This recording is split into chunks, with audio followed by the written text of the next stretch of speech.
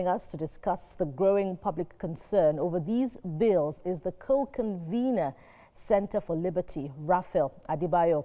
Welcome to TVC News, Raphael. Thank you. Thank you very much. It's a pleasure to be with you. Same here.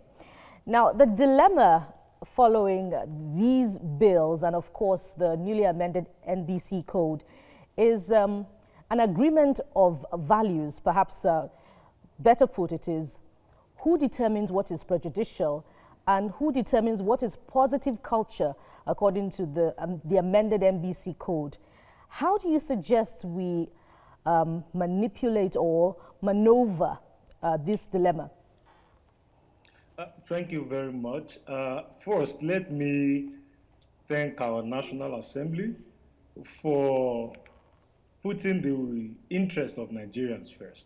Because when they make laws, when they propose legislations, one cannot say that those legislations are being proposed without good intentions. You would recall that recently the National Assembly passed the Anti-Sexual Harassment Act, as well as the Police Reform Act.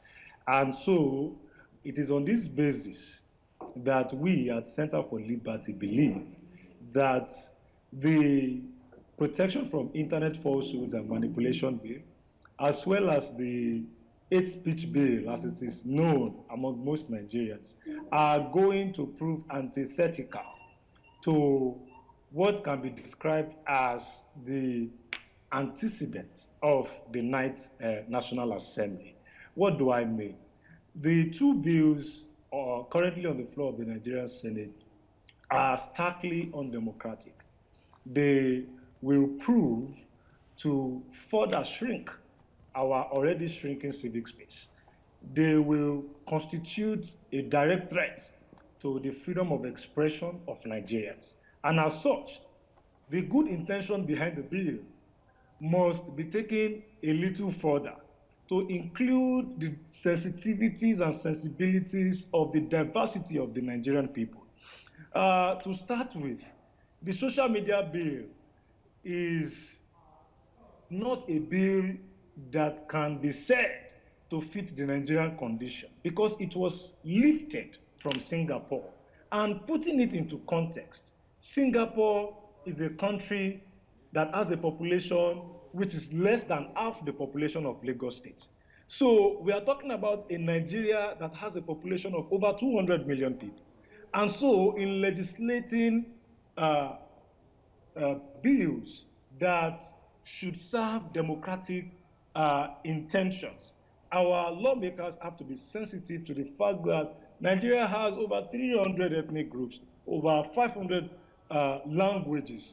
And in setting up a legislation in this kind of environment, you have to be careful so that you do not create more problems in the process. And that is why we at Center for Liberty are asking the Nigerian Senate to take a step further, a step backward, and consider the damage that these bills can do to our democracy.